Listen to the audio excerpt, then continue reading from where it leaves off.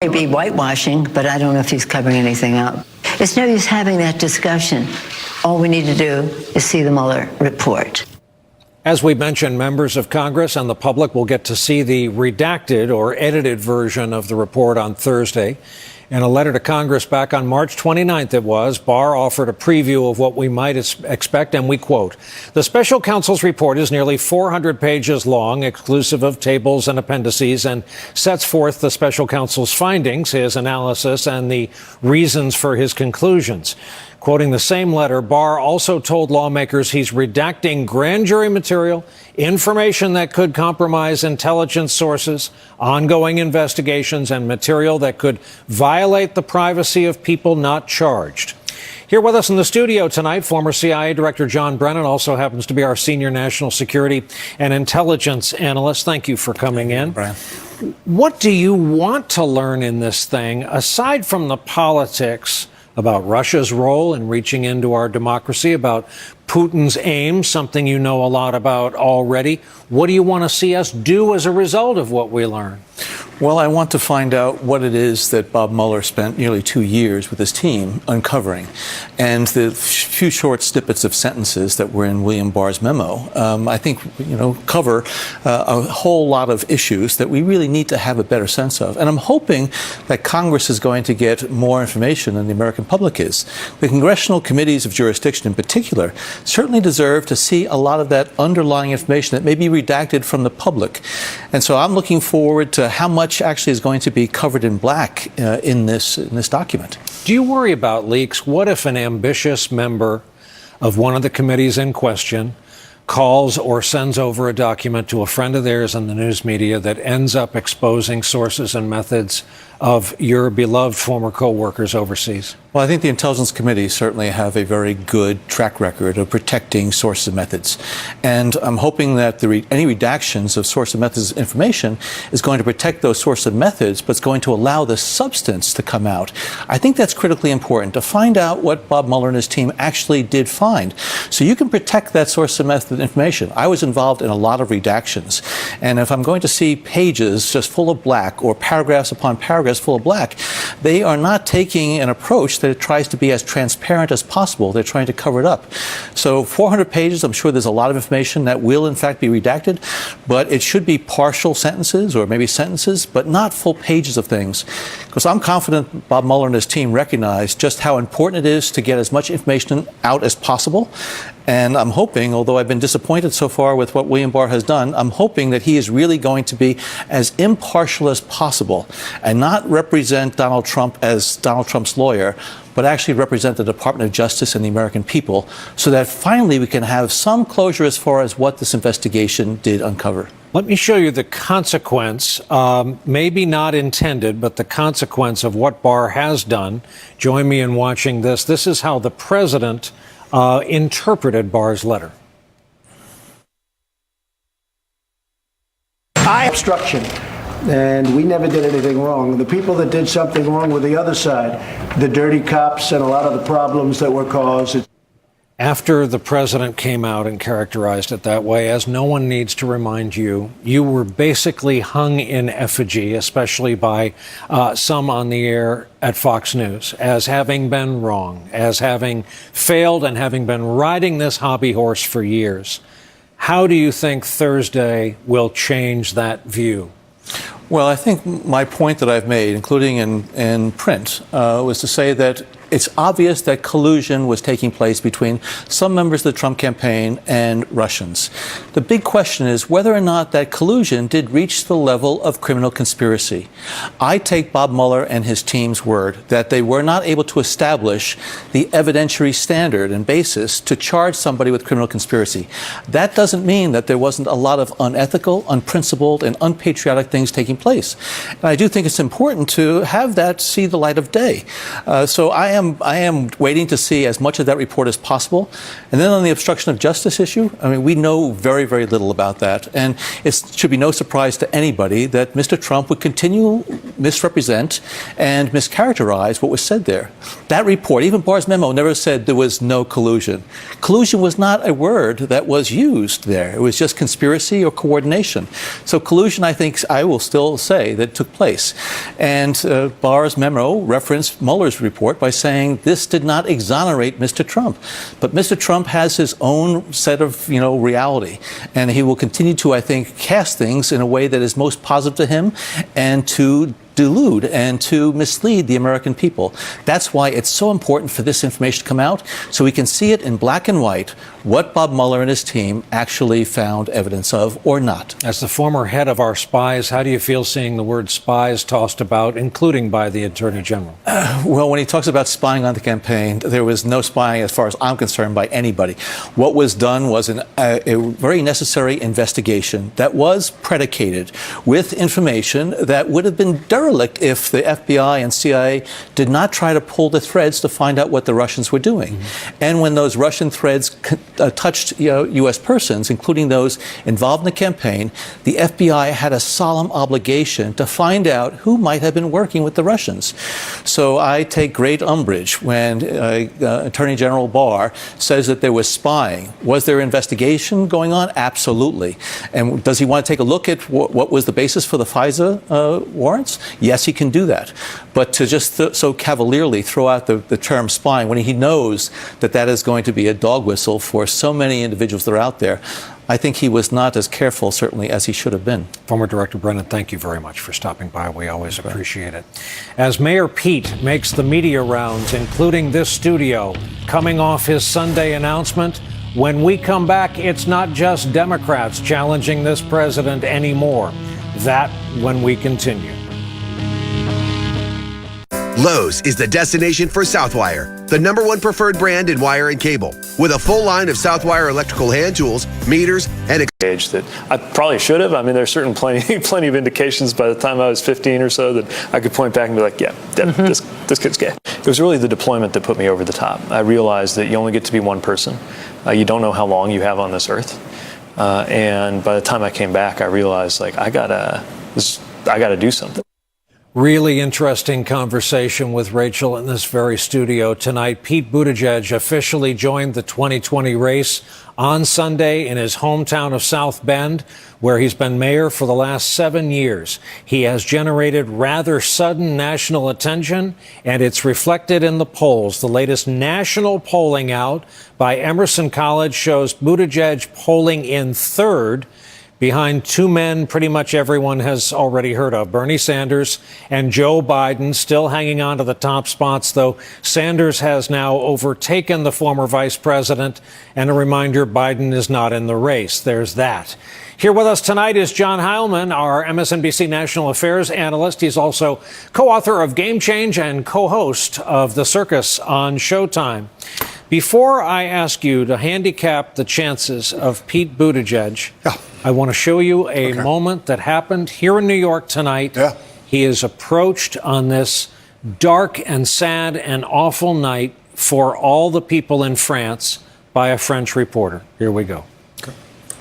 De France, je voudrais dire que nous partageons la douleur aujourd'hui, que la cathédrale de Notre-Dame, c'était comme un cadeau à l'espèce humaine. Et nous partageons la douleur, mais aussi nous vous remercions de ce cadeau à la civilisation. Well, I'll tell you, Ryan. I know he's not running for president of France. Also, I don't speak. That's impressive. I speak no French, so I have no idea whether on the merits or the substance. Two of the longest years of my life were high school French. Yeah, so I don't know if that was substantively a good answer or politically a good answer.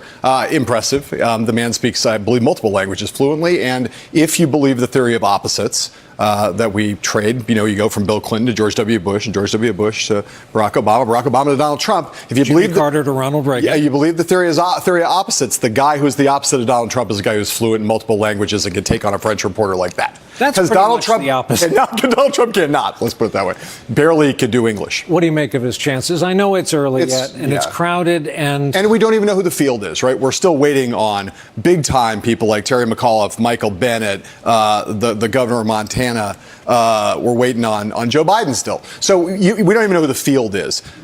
He has had, the only so far in the race, Mayor Pete, that is, he's had the only genuine, authentic, organic, unexpected moment so far.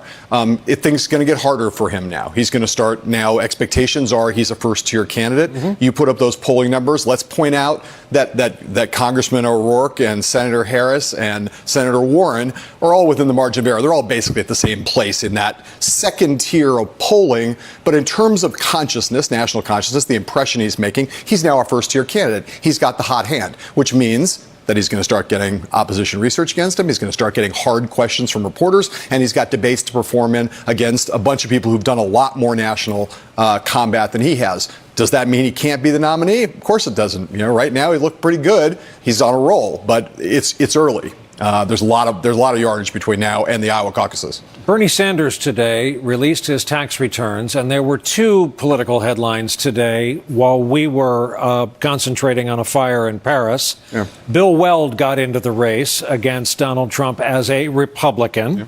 Yeah. As someone snarkily pointed out, he hasn't won an election since the late 90s. Yeah. And Bernie released his tax returns, and look who's a member of the 1%. Yeah, I mean, look, the two, I think, of not great consequence of these two stories. Governor Weld, a man I like greatly, was a kind of Republican who at a time, the race you're talking about was when he won the Massachusetts governorship in a race that became the governor of Massachusetts. He ran for the Senate against John Kerry in the 1990s also. He was a kind of Republican who could win in Massachusetts. That kind of Republican has no place in today's Republican Party. Or Mitt Romney.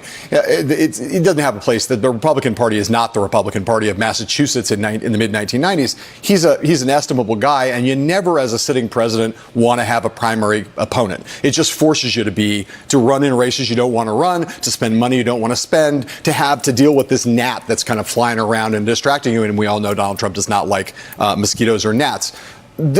Bernie Sanders, no one's going to hold against him, as he points out. He wrote a couple books. They were very successful. He made some money.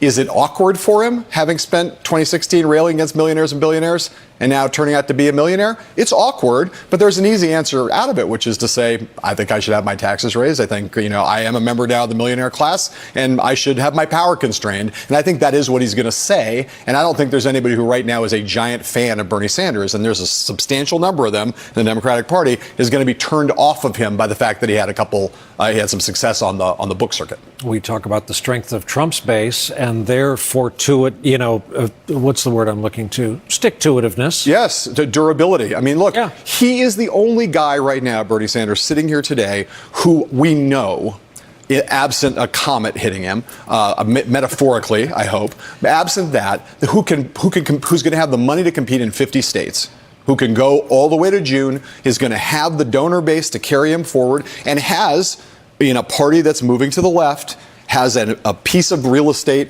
that he has a really firm grip on right now. Maybe someone can take some of it away from him. Some people are going to try. But right now, the clearest, most cleanly demarcated chunk of territory, he owns it, and he's got a money machine that guarantees him a run all the way till June. That's a guy who's formidable and is going to be formidable for a long time to come. Thank you for spending part of your Monday night with us, as always. Happy to be here, as always. John Heilemann, our guest here in the studio.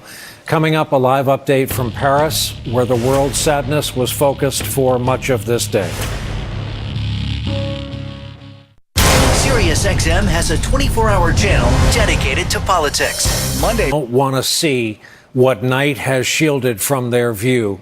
Yes, Paris has lost a church. A parish has lost its gathering place. More importantly, the Catholic Church has lost a holy place at the start of Holy Week, and civilization has lost one of its centers. What we watched burning today was architecture of global importance, an icon containing icons and treasures in a building that survived in no particular order: crusades, Reformation, revolution, and 2 world wars. The helplessness came in watching timbers that date back to the 12th century burn as if soaked in gasoline. A still photo shows the first signs of smoke, but even then, the damage was rolling its way through. There is no piece of fire apparatus in the world that is built tall enough for this task. And the sheer weight and impact of any airborne water drop, no matter what anyone tells you, could have caused catastrophic collapse and could have pushed the fire elsewhere in the cathedral. Then there's the scaffolding. While the cause is not yet known, just the presence of a construction project exponentially heightens the chance of an accident.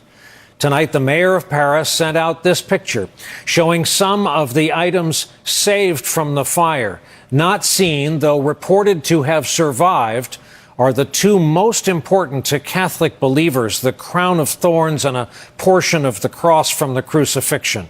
As life in Paris came to a mournful standstill today, hymns broke out on city streets.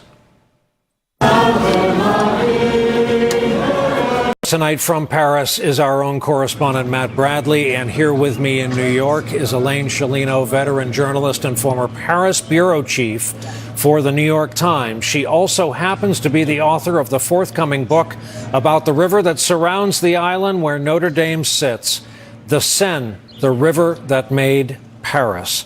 Good evening and welcome to both of you. Matt, I'd love to begin with you to ask you what it has been like in these overnight hours in a city defined by its streets, by cafe society, by its love of life. Well, Brian, as you mentioned, Parisians don't want to see what night has been shielding from them. But I also think that when dawn arrives, and you said it's just going to be an hour from now, they're going to be looking at what is left here. And really, there's quite a lot. The edifice behind me, as you can see, so much of this building still stands. The structural integrity of this building is still intact. So many of the relics that, as you said, are so important to so many Catholic believers, they're still intact. And, as a Catholic yourself, I think you remember how these buildings, they mean so much more than just the structure and the architecture. They actually bring life and historically have brought life to the religion for those believers and the people who come and worship there. And I think so much of that is still there. 60% of the roof of this building was destroyed in the fire. That massive spire that rises about a football field's height above the ground, that was destroyed.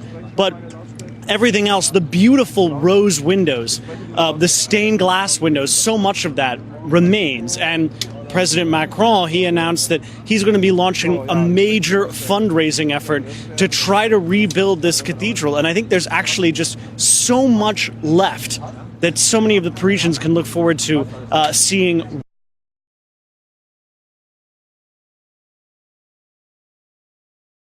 rebuilt and seeing put forward into building not a new church, but a restored church. Hey, Matt Bradley with morning approaching after a long night's work. Thank you very much for giving us the live situation there in Paris. We appreciate it. Elaine, what's lost with the loss of Notre Dame? Well, let me be a bit radical in saying Notre Dame is not lost. That this, as your colleague said, is a survivor and a surviving edifice and a surviving church. Much of it remains intact. The stones are intact. And the most dramatic image that we saw playing over and over was the toppling of the spire. And what many of your viewers may not know is that spire was put up in the mid-19th century by Viollet-le-Duc. And many people didn't like what he did with that spire. It was corroded. Its wood beams were starting to fall apart. And it may be a blessing in disguise that the shape of this building, which has been basically very degraded in recent decades, is now before the world's the world view, and we can see that how dramatic a renovation is needed. Again, looking at the scenes of this fire, it is It's hard to take it all in. It's hard to realize that the torrents of water coming out of that sanctuary down every staircase contain paint from the 12th century that has burned off these walls. Tell you what, Elaine has agreed to stay with us. We'll fit in a quick break here. When we come back, we'll talk about the process of rebuilding something that stood for 8 centuries.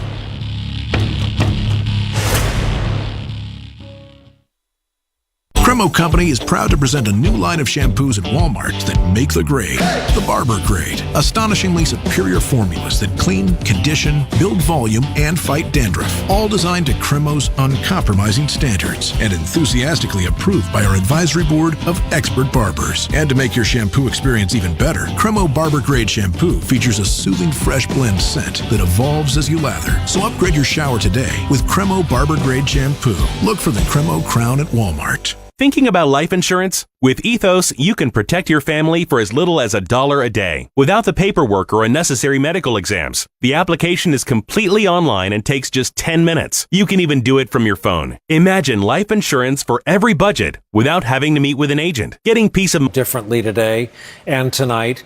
This fire at Notre Dame Cathedral triggered an outpouring of emotion for this building that has represented Paris for over 800 years. 13 million people a year visit this. That's twice the number who go to the Eiffel Tower. The first stone was laid in 1163 by Pope Alexander III. It was the place where Napoleon was crowned emperor, 1804. It holds countless irreplaceable artifacts and is an icon way beyond its role in the Catholic Church. 50,000 people a day visit during this week, during Holy Week in normal times. Tonight, French President Emmanuel Macron promised it will be rebuilt.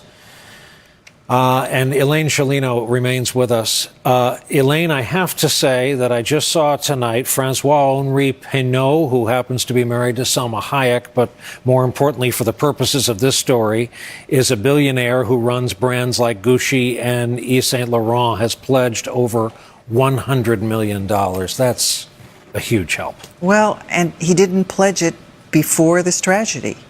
And I will predict that there will be an outpouring, not only of love and attention to rebuilding Notre Dame, but a lot of money, which is needed. This was part of a $180 million renovation. And already we've got 100 million of it from the Pinault family, which is extraordinary. Let's talk about this church as a museum. You can't take an architecture course without learning the story of Notre Dame. You can't take a history course, certainly art history, without learning the story of Notre Dame. Not just the structure, but sadly some of the things we just know were lost in this fire. You're absolutely right. Notre Dame has an importance way beyond the fact that it's a church. It's in our DNA. Anybody who has seen Paris, even people who have never visited Paris, will know Notre Dame. It's in our films. An American in Paris, you've got Gene Kelly dancing with Leslie Caron along the Seine River, and there pops up Notre Dame. Woody Allen, when he did Midnight in Paris, the opening 5-minute scenes in the beginning of the film, there's Notre Dame. Charade with Cary Grant and Audrey Hepburn. They're walking along the Seine, and suddenly there appears Notre Dame. It's part of our film culture. It's part of our literary culture with Victor Hugo's great 1831 novel. It's part of music. There's a whole opera by Puccini that is set on a barge right in front of Notre Dame. So you're right. It's part of our culture. It's part of our humanity. And you've gone and written a book about the River Seine. Well, and the island on which Notre Dame was built is the beating heart of Paris. It's the absolute foundation of Paris. And people who've been to Notre Dame may have gone to the crypt underneath the cathedral and seen the Gallo-Roman ruins and the walls and the baths of ancient France. Thank you so much on this night of all nights for joining us. We appreciate it. Thank you for inviting me. Coming up, Here's to the winners in our shared field of endeavor. That story when we come back.